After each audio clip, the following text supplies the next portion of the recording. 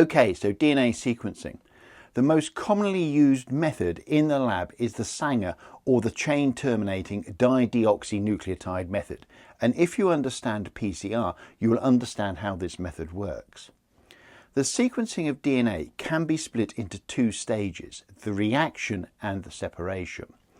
The reaction is very much like a PCR in that it contains a template, the DNA you wish to sequence, a primer, and note it's just one primer and not two, a DNA polymerase, ddNTPs, and then a special type of dNTP called a dideoxynucleotide or ddNTP.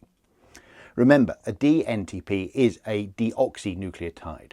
Now, the dideoxynucleotides, one for each base, A, T, C or G, have a different fluorescent molecule bound to them. And in the reaction, the dNTPs are in excess to the ddNTPs. The sequencing reaction is set up just like you'd set up a PCR. You have all the components in the tube. You run the reaction in a PCR machine with a denaturing step to split the double-stranded DNA molecule you wish to sequence, an annealing step to allow the single primer to anneal, and then an extension step to allow the DNA polymerase to make copies of the DNA. This three-step cycle, just as with PCR, is then repeated 20 or 30 times. The two differences between a sequencing reaction and a PCR reaction are that sequencing reactions only have one primer. Hence, we don't get exponential DNA production as there is no reverse primer. And the second difference is there are ddNTPs present. So what are these ddNTPs and what do they do? Well, they are a significantly lower concentration than the dNTPs and therefore will only occasionally be incorporated into the growing DNA molecule. However, when incorporated, they stop further dNTPs being added to the chain because the ddNTPs have an H as opposed to an OH in the 3' position. This means that chain extension is terminated, hence chain-terminating dideoxynucleotide.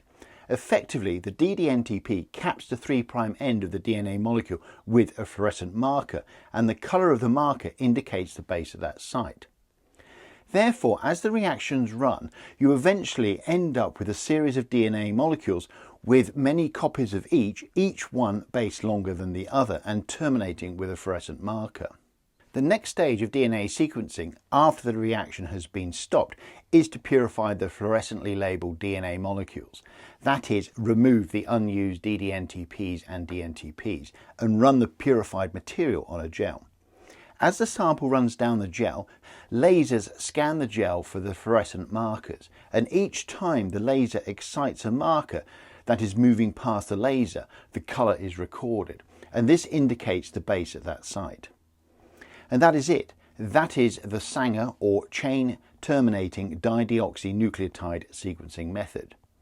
And if you were doing this in the lab, you would run the reaction multiple times in the forward and reverse directions until you were sure you had the correct sequence.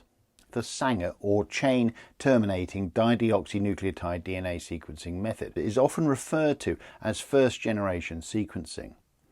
However, this method is labour intensive and doesn't really lend itself to large sequencing projects or the rapid sequencing of a lot of DNA, as the Sanger method can only read 500 to 1,000 bases per reaction.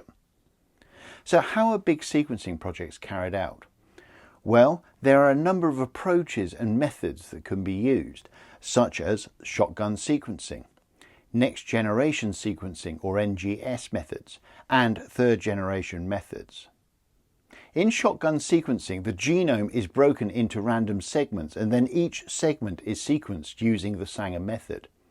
The fragments are then reassembled by looking for overlaps, alignments in the fragments. However, this is a sort of brute force approach, as what you're doing is essentially running hundreds or thousands of sequencing reactions in parallel and then reconstructing the full sequence.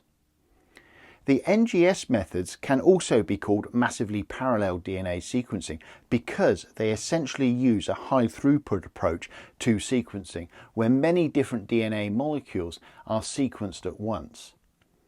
Two approaches to NGS. one using fluorescent nucleotides to detect the base sequence and the other using changes in pH. Finally, in third generation sequencing, we have two possible approaches. One approach uses changes in an electrical current flowing through a nanopore to identify the base currently occupying the nanopore, and the other uses light from a laser to detect the base coupled to a fluorescent molecule that is currently being added to a DNA molecule by the polymerase. Quite frankly, both these technologies are kind of spooky in terms of the science behind them and the amazing engineering. All I know is that it's come a long way from when I ran my first sequencing gel some 25 years ago, where we had to use 4 lanes of a gel for the DNA we wanted to sequence. 1 lane for the A's, 1 lane for the T's, 1 lane for the G's, and 1 lane for the C's, as we didn't have the fluorescent ddNTP technology. Bye for now.